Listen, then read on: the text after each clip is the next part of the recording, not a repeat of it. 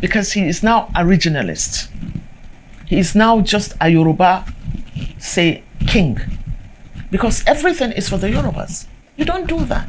Haijiya Naja'atu Mohammed, a prominent Nigerian politician and a former member of Bola Tinubu's campaign team, has publicly criticized Tinubu's administration, labeling it as ethnically biased and neglectful of national unity. In fact, she categorically stated that Tinubu is running a Yoruba government. So guys, just grab your popcorn and chill drink as we listen to Haijiya Naja'atu, because she clearly stated the obvious facts about this present administration without sparing anyone. She called the people at the helm of affairs out for who they really are, and I really commend her courage, because for how long are we going to cower in the face of this calamity that has befallen us? If you say you want to protest, then we arrest or even buy you. So the least we can do right now as patriots is to talk just the way Haijiya Naja'atu and a few others are constantly doing. In her recent interview on the Political Advantage platform, PAP podcast, Naja'atu accused Bola Tinubu of prioritizing the development of Southwest region, particularly benefiting the Yoruba ethnic group at the expense of other regions in Nigeria. She stated that everything in Tinubu's government is about Yorubas for Yorubas and by Yorubas, expressing concern over the use of national resources to develop his home region. She also emphasized that the criticisms are not personal, but stems from a perceived pattern of regional favoritism and a failure to address pressing national issues. She highlighted the economic hardship faced by Nigerians and attributed them to the administration's disregard for public concerns, stating that when a government ignores the voices of its people and listens only to external bodies, the result is always a broken economy and suffering citizens. Furthermore, she expressed disappointment in Tinubu's leadership, noting that despite high expectations due to his experience as the former governor of Lagos State, that Tinubu's administration has been underwhelming. She also warned that the ongoing insecurity could hinder the country's development if not adequately addressed. However, these remarks have sparked discussions on the inclusivity and direction of Tinubu's government, with some political figures, including the former Kaduna State Governor Nasir El-Rufai, supporting Naja'atu's stance by referencing past criticisms of Tinubu by other officials. Now let's have a listen to Naja'atu's interview, guys. But please, before that, kindly like this video, subscribe to the channel if you haven't, share and put on your notification bell to constantly get notified the moment we drop new updates on the state of the nation and beyond. Also drop your own opinion in the comment section below. What has changed since then? Nothing has changed. Okay. Nothing has changed in the sense that I really never gave him my support. You never gave him your support? No, I did not. I did not, because I supported Osibanjo. Okay. Yeah, for the primary elections. My support was for Osibanjo. However, when Tinubu got the presidential ticket, I was made one of the directors. And strangely enough, I was heading so-called group of non-governmental organizations. Okay. In the first place, non-governmental organizations should be apolitical. So why do you even create a section in your campaign for a non-governmental organization? You see, the problem started there. However, I accepted because they pleaded with me to accept. And I didn't want to be arrogant. I've said this severally. So I accepted the position, not because I wanted to, but because they pleaded with me to accept it. Having accepted it, and then we got to a point that I had to ask President Tinubu what he had for the North. That is my primary constituency. Certainly. Because if I need to campaign for him in the North, where alhamdulillah I'm a household name, then I need to know what he has for the North. And he told me point blank he didn't have anything for the North. Nothing? No, nothing. He told me that when I visited him in London, when he invited me to London. And then I asked him even then what he had for the country. He said to me he didn't have any plans for the country, that his only plan would be based on the manifesto of the APC, which is neither here nor there. So I asked him why he did not have a blueprint for the country. And what he told me was that he would be stepping on too many toes if he brings out his manifesto, if he brings out his blueprint. And let me quote him. He said, I could be killed. He said, if people know... The president said, yes, I could be killed. That was before he was president. When he wanted to campaign, he said, I could be killed. So I felt very bad. And he asked me if I had a blueprint for the North. And I told him that yes, it had, because we had a network for national salvation, which included a blueprint for the needs of the North in particular. And so he asked me to bring it over to him. I did, but it was never even accepted. The blueprint? The blueprint was thrown out. I was told by one of his officers, Masari, who said that... Masari, the former governor? No, not the former governor, the one that stood in for vice president before they could get Shatima. I see. So he told me that all the North needed was state police. They didn't need energy, they didn't need infrastructure, they didn't need the dredging of the Niger. He said they don't need any of these things. They didn't need anything to do with out-of-school children, that includes the Almajiri menace. They didn't need anything about insecurity or how to secure the country. Because if you don't secure the North, you are not securing the country. If you just say that you want to secure one part of the country against another part, you are not serious, because we are intertwined. We are intertwined. You cannot remove the North from Nigeria, for instance. You know. It's quite impossible. Unless, of course, you have done that, then I think the North matters more. So the bulk of voters come from the North. Even in his so-called votes, he got 60% of his votes from the North. Even though he's neglecting the North now that we are seen as enemies, you know.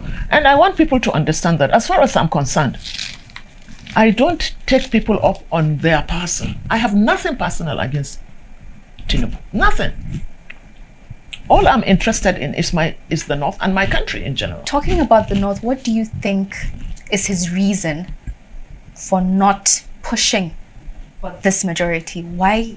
What's the reason? Well, if you look at his policies and you look at his budget, everything and his appointments, everything revolves around the Southwest. You know, one thing I love about Tinubu, to be very honest, is that he didn't lie to Nigerians. He was straightforward from the beginning. He was from the get-go. He told them, Emile Ocon, it's my turn. It's not about the country, it's his turn. He did not lie. And then, if you look at his previous utterances, he has once, I think, I can't quite remember the newspaper, but I have it, in which he said he never believed in Nigeria as a country. The president never believed in Nigeria as a country. And he had never denied it. He had never denied it, you know. So what I'm trying to say, and you look at his appointments, everything is about Yorubas for Yorubas and by Yorubas. The rest of the country is totally neglected. It's not only the North that is neglected, but take the Southeast, for instance. If you take the Southeast, now that they are talking about it's a northern-southern thing, it's a lie. What is the Southeast getting? Nothing. Is the Southeast secure? In your opinion, do you think this means he has an agenda towards the North? Well, he has an agenda towards the country as a whole, because the whole country is neglected except for his region. I think that is parochial. I think that is, he's going against the Constitution of the Federal Republic of Nigeria, which he swore to defend, because he is now a regionalist. He is now just a Yoruba, say, king, because everything is for the Yorubas. You don't do that in a country that you are supposed to be ruling on. So, but he is using the resources of the country to build his region for reasons best known to him. So if somebody, since he has proclaimed that he does not believe in a country, like in Nigeria, then this should not be seen as a surprise. We shouldn't be surprised about the things he's doing to the country. Because what Nigeria needs is somebody that can bring the country together. To unite. To see the country as his constituency. The whole country, not just a region. Not just the region. For so long as you only see your region as your constituency and that which you have allegiance to, then you cease to be the president of the country by implication. You have reduced yourself to a regional head, and that is not what it is supposed to be. But you see, you have to also look at the psyche of a person that you choose to rule over you. So Nigerians, I think, lost an opportunity to have a visionary leader, president. Yeah, because the essence of governance has been lost. And the primary responsibility of any government, in fact, the reason why we have governments is primarily to take care of the welfare of the people of that country, to protect them, to protect them against lives and property internally, and protect them against external aggression. That is number one. And number two, that can be reflected in the economy. How do you now assess a country? You assess every country by looking at the economy. How the economy of that country has enhanced the welfare of the people of that country. The whole resources of any country is meant for the people of that country. Ideally, this is what it is supposed to do. So any kind of democracy, any kind of governance that does not take care of the economy, that does not take care of the security and welfare of the people of that country, does not have the legitimacy to exist. Because that is the primary responsibility of governance. So you have a situation where you have a president that does not look at the country as his constituency. He has reduced himself to a regional head. So that is really unfortunate. It's unfair, you might say.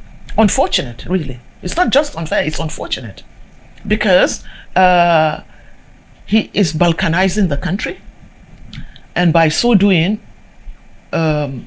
he thinks that he can enhance probably the economy of the Southwest, which is not really working, because a lot of industries, a lot of companies are grinding to a halt because of the cost of production, because of the devaluation of the naira, because of the purchasing power of people that should buy your product is non-existent. So energy cost has skyrocketed. He has removed subsidy. The subsidy he removed is not just on the north. I appreciate that insight. We will get back to the subsidy removal in itself. I just have to ask, you had said earlier that you appreciated that he was forthcoming and was clear about his intentions from the get-go. So you were known to have supported the current president until things changed. Can you share what exactly made you shift and what you think could have been done differently if you were still with him now? You see, I told you earlier, I never supported him. I supported Osibanjo because Osibanjo is not just educated, but any time that Buhari leaves and power is handed over to Osibanjo, you see a lot of difference. You see difference in security, you see difference in the value of the naira, which is to say that these things are doable. Is it fair to call the president currently a regional president? He is a regional president because he doesn't give a hoot about other regions. You can see that from his appointments. You can see how he has moved everything to Lagos. Even the seat of power has been moved virtually to Lagos. I mean, Dodan Barracks, which is actually owned by the state government, they went to court to own the Dodan Barracks. But then you see billions of the federal government revenue being pumped into Lagos to renovate. Why do you need to renovate the Dodan Barracks? That's a very good question. Why are you renovating it? Who wants to stay there? Who do you have to stay there? Is it your guest house? And why should your guest house be in Lagos as a president of the Federal Republic of Nigeria? Well, the federal capital territory is Abuja. Why are you moving the central bank to Lagos? Why did you move fund to Lagos? Everything is being moved to Lagos. Why? Why? Do you have a situation? Are you thinking of balkanizing the country? And you can also remember, and this is serious, you remember when Sunday Ogboho, I can't really pronounce his name, the OPC guy or the Odua person that has been agitating for an Odua republic. I see. When Tinubu was in London early this year, he was also in London at the same time at Downing Street to put in a proposal to the president. Not to the president, but to the prime minister, because he was in Downing Street agitating and seeking recognition for an Odua state, Odua Republic. Odua Republic is the Yoruba, the southwest geopolitical zone.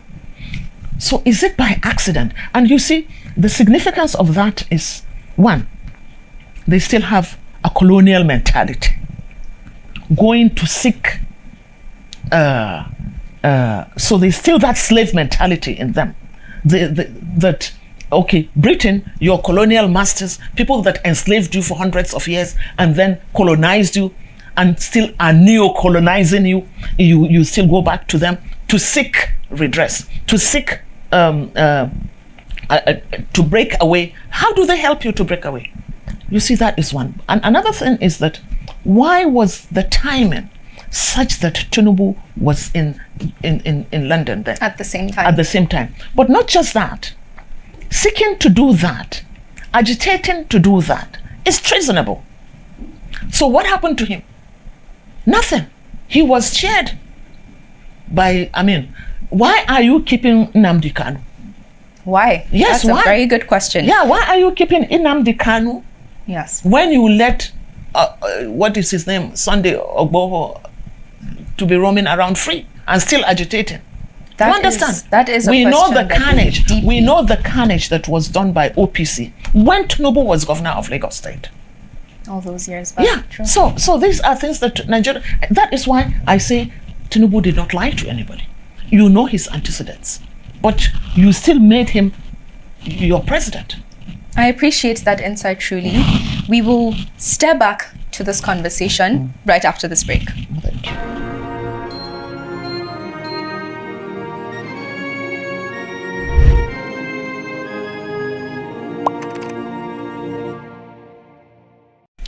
Welcome back. If you are just tuning in, we are doing a bit of a review, to say the least, of the 2 years of the Renewed Hope agenda. And with me here is, once again, Haijiya Naja'atu Mohammed. Ma'am, I want to just simply ask,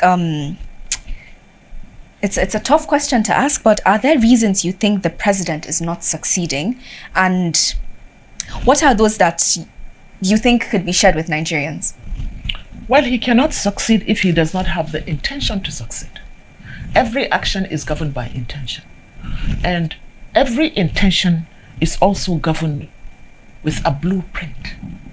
Which he doesn't have? Which he doesn't have. Of course he has. He has the blueprint that will develop the Southwest. And not just the Southwest, but even some states in the Southwest are not gaining anything from him. So he's particular about states? It's about Lagos. It's mainly about Lagos. And even if you look at his appointments, almost all the people he's appointing are people that had served him in one capacity or another in Lagos. And you have to also remember that since 1999, when Tinubu became the first governor of Lagos State in this republic, he still remains the governor. He is still the governor. Tinubu is the only person that I know that keeps power after he left power officially. You cannot say that about any military president or head of state or any military governor or any governor in this country. What do you mean what by I mean is this. Power. He has retained power in Lagos because he determines who gets what in Lagos till date. Since 1999. Even Obasanjo could not dislodge him. How do you think that one was possible? Well, you have to... Seems like a long time. Yeah. You know, I wouldn't want to mention names, but one Oba called me at one point and said, Naja'atu, you have to be very careful what you say about Tinubu. I said, why? Because you are all afraid of him. I am not afraid of anyone, because you either kill me or let me live. Kill me or not, I will still die. So it doesn't really matter how I go, even if you don't. It will happen eventually. I could even be killed by a mosquito, which is a disgrace. You understand? I feel that. Certainly. No, I wouldn't want to be killed by it. You understand? But it's good to die on your feet and believing on what you believe. That is justice for your people. I think the best thing that anyone can do is to seek justice for our people. So what I'm saying is this. He has been able to strangle Lagos for one reason or the other. No governor can be governor in Lagos without him. I just saw recently Ambode's write-up on why he was removed. And he was removed because he did not toe the line. You have to give to Tinubu anything that he seeks. All the contracts are his. The land belongs to him. Everything belongs to him.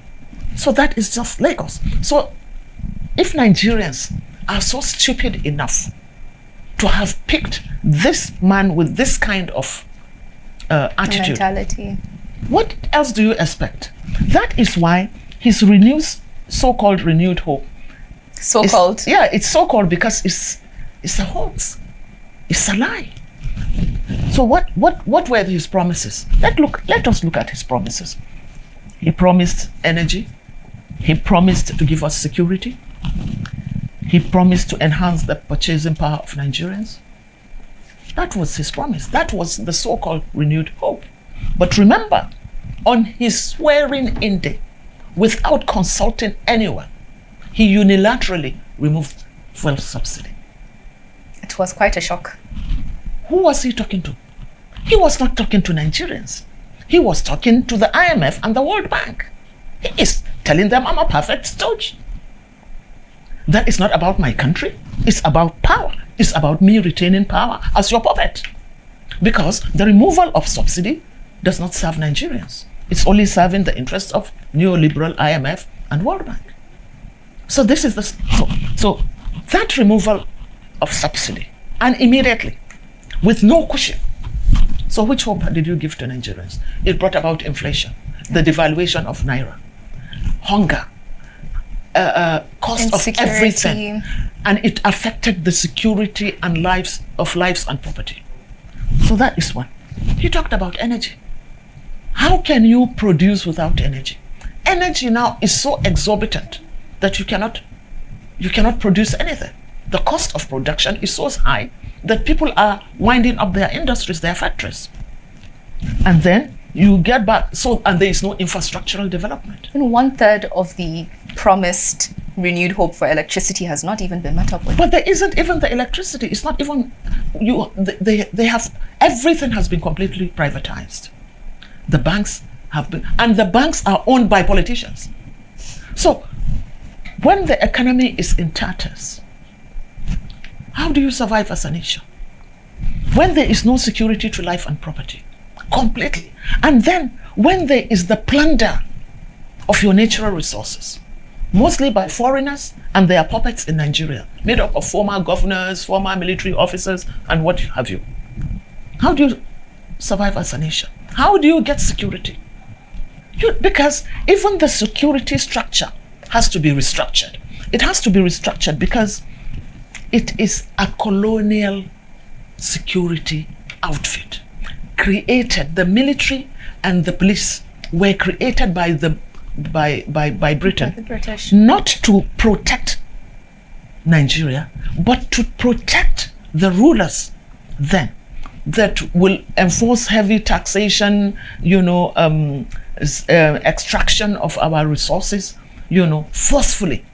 The military and the police were created to do just that. And this is exactly what they are doing. That is why every IG you get, he could be a very good person. He could be, upright. But once he gets there, his only responsibility is to protect the president and to make sure that the president win his election. because elections today are not really conducted by the populace. When they say people received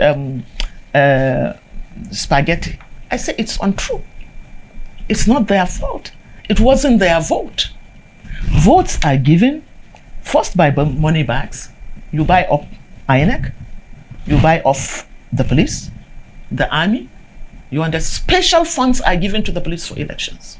Before we get into the police and the electoral questions, I would just like to backtrack a little bit on what you had just said. It is a clarification of sorts that I want to ask. So I want to ask, what's your comment on the current political realignment, particularly among the opposition forces that are now regrouping? I'm not sure. It's hopeful, but if we are still recircling the oligarchs, then it's a useless thing. For me, I take exception to recircling old wine in new bottles. That is what we did in the APC. And I keep telling people that the crop of politicians that you have, they can be a handful probably, that are serious about governance and the country. Maybe about 1%. 1%? Yes, 1% of the total number of politicians that we have in this country. If you look at the crop of politicians, you can divide them into two. You have those that are primarily civil servants that made money out of civil service. You have them as super pamsecks, and what do you call them? Well, in federal and state level, where they have stolen so much money that they can buy everything and everything. You have also the hooligans. I call them hooligans because they are people that are totally uneducated, ruffians. I was watching a video in which someone said there was a governor that said who could not fill a form, and that when he was asked concerning his university, he said the matter is in court. So you have these hooligans. His university degree. Yeah. So you have these hooligans that that have never gone to school, that can hardly express themselves in English, that all they know is thuggery. They grew up, they come up as thugs, but that have a connect with the grassroots. They have a connection with the grassroots, the sea of illiterates that we have in the country, but particularly in the north. The sea of illiterates. Yes. And then, so they come in as one. You see them as governors, and they metamorphose into senators and into all sorts of things. So if you remember, there was so much ado about Tinubu's educational qualification. His background, certainly. You understand? But he grew up with these people, and there are so many governors like him. All they know is some kind of mafioso kind of... Could you clarify on what you mean by mafioso? Mafioso is when criminals take over the leadership of a people. And all they do is not to build the people, but to control the resources of these people. You understand? Even if you're a trader, there's a certain percent of it that goes into the coffers of the mafia for protection, this kind of thing. Against aggression from said criminals. From the mafia. So what I'm saying is that you have this kind of people that are in the Senate, that are in the executive, that are even in the judiciary. The judiciary? Yes, of course. Because these kind of people control the people they pocket the judiciary. So what you have is a mafia kind of governance, and everyone is cowed. Everyone's lip is sealed. If you talk, you are locked up. If you talk, you will be assassinated. So some of us are prepared to face these things for God and for our country. because this thing has to change. Because we cannot continue to exist as a nation under these circumstances. We can't. We can't. And unfortunately, for most of those that are oppressed, their attention and their psyche are such that they don't even see the real enemy. What the real enemy they see, they are made to believe that their enemies are their neighbors. You understand? Unfortunately. And the neighbor, they don't seem to understand that you are all suffering the same fate. You all have to, your children go to the same school, you are all impoverished, you are all malnourished, you are all insecure. Just 2 days ago, I see a mass exodus from Katsina, a day after Tinubu left Katsina. Bandits had ravaged villages, people have been forced out of the hundreds or maybe thousands of people have been made to leave Katsina. So you wonder, what sort of governance are Nigerians getting? And what right have they over their leaders? Do you believe Nigerians should still hold on to the hope of that promise of renewed hope? Or is it time for an entirely different conversation? What else do they need to see? What hope is there? When somebody makes a promise and on his swearing-in day, he broke that promise, what else do you expect? He removed subsidy. Every country has a right to subsidy. The resources of this country belong to the people of this country. So it must be served. It must be used to serve for the welfare of the people of that country. Nobody is doing me any favor. When you sell the oil of this country, it should be for the welfare of the people of the country. Not for you understand? Not for foreigners, and not for personal aggrandizement. But the only way they can perpetuate themselves in power is by impoverishing and weaponizing poverty, and by this stupendous, grotesque theft and corruption. To hold on to money that you can never use in your entire life, because they believe that everything has a price. So to take charge, to maintain, to perpetuate yourself in power, you have to steal that stupendous amount of money. I have a few questions here from our audience on our social media platforms. If you can just briefly go through it. We have Izara from Niger State that says, 2 years are gone and all that has happened is more policies, more money allocation, no work done and loss of lives. We want a better Nigeria as youths. I believe this can get better and things will change if as youths we get involved in political processes and hold our leaders accountable where it gets fishy. And Nigeria will get better if our laws work. We have another question here as well from Dogo Mansur Bukar from Gombe, and he says, at what stage do we classify this present administration as a failure?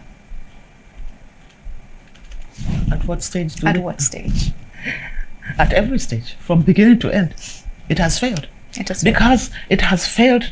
Look, it's not rocket science. There is nothing, that is hidden, or everything is so manifestly visible. The rate of poverty, the deaths, the rapes, the plunder of the resources of this country is so visible. And the loans, the theft of the loans, and the policies, for instance, everything evolves around the president.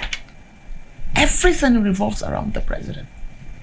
The powers given to the president is stupendous, and it's wrong, because if you give this absolute power to a single person, then is it even a democracy? No, there's nothing democratic about what Nigeria is doing. Nothing democratic, because even the question of choice does not exist.